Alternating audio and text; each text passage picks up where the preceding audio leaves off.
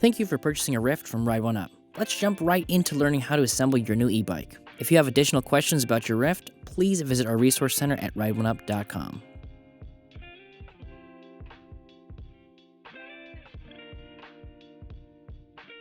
First things first, let's open the box. Before we take the bike out, you'll want to lean in and pull out the charger box, the small parts and toolbox, and the small white box containing your snazzy new Ride1Up beanie.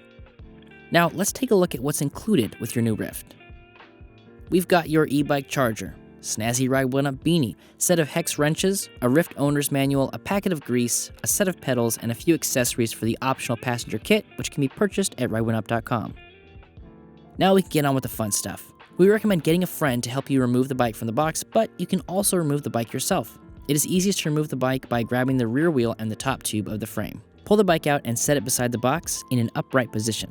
It's recommended to put something to stabilize the bike to avoid it from falling over. We recommend keeping the box for 30 days. You can use the box to gather up all packing material and recycle it according to local rules and regulations.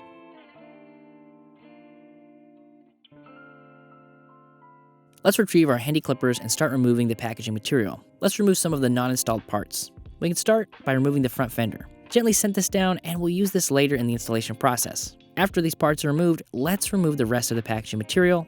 Always be careful when cutting straps near brake or electrical lines. When removing the handlebars, make sure to set those down gently. Before we get too far along in the assembly process, this is a good time to inflate the rear tire. Remove the tube cap and pump a few pounds of air into the tire. Stop and check to make sure the entire tire is seated to the rim. Once you've confirmed the tire is seated correctly, you can finish pumping the tube up to the recommended PSI located on the side of the tire. Repeat the same steps for the front wheel if needed. Next, let's journey up to the headset and remove the faceplate using our 4mm hex wrench. Once those bolts are removed, place the handlebars squarely in the center, paying attention to the rotation of the handlebars. Reinstall the faceplate bolts using the 4mm hex wrench. When tightening the bolts, make sure to do so in an X pattern, so all the bolts are tightened the same amount. This is a good time to make sure that the handlebars are aligned with the front wheel, and once they're aligned, we can adjust the cant of the handlebars. If you need to adjust, loosen the front bolts and adjust the handlebars either forward or backwards to put the handlebars in the best riding position for you.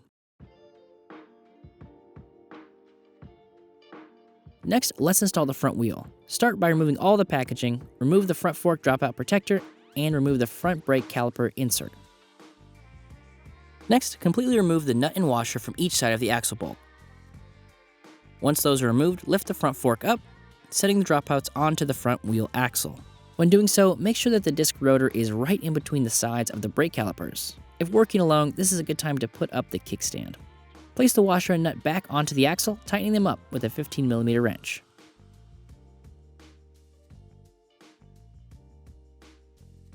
Next, we'll install the pedals. Let's start off by applying a little bit of grease on the axles of both pedals. It's important that you know which pedal goes on which side. You can see the labeled stickers, but if no sticker is present, you can find the left or right stamped on the base of the pedal axle. The left pedal is tightened when turned counterclockwise, and the right pedal is turned when turned clockwise. Start by hand tightening and finish securing the pedals with a 15mm wrench. Now let's install the front light and front fender. Start by removing the pre-installed bolt. If the bolt is not pre-installed, you can find that bolt in the small parts bag with the additional bolts. Once the bolt is removed, put the front light and front fender in place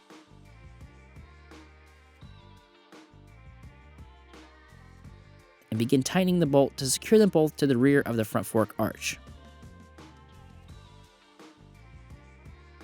Next, we're going to install the front fender support arms. Start by removing the pre-installed bolt with our handy 4mm hex wrench, then attach the front fender support arms. When the fender is fully installed, make sure we have plenty of room between the front fender and the front tire. If you notice that the fender is touching the front tire, you can always loosen the front bolt, slide the fender up, creating more space between the fender and the front tire. Remember to retighten the bolt after you make any adjustments. Next, let's prepare the saddle for the many days of riding ahead. We'll start by applying a small amount of grease to the inside of the seat tube, and this will help the seat post glide in and out easier and avoid scratching the seat post. You can adjust the saddle to the correct riding position and then close the quick release lever so the seat does not move. If the saddle is still loose, you can tighten it up by turning the quick release nut clockwise while holding the quick release lever with the opposite hand.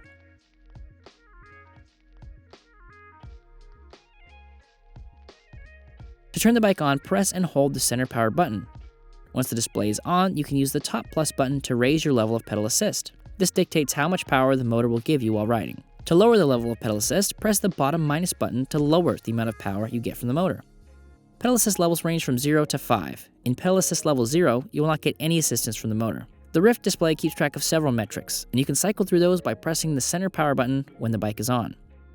To turn on the front light, press and hold the top plus button, the light will come on, and you will see the light icon pop up on the display.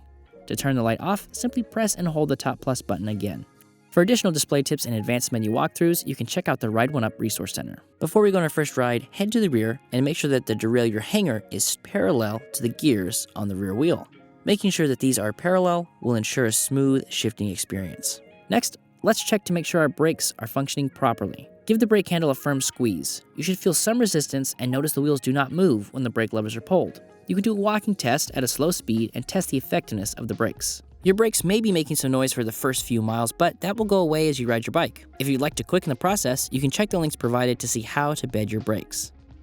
To remove the battery, grab one of the two keys that are attached to the handlebars. Insert the key and turn it to the unlock position.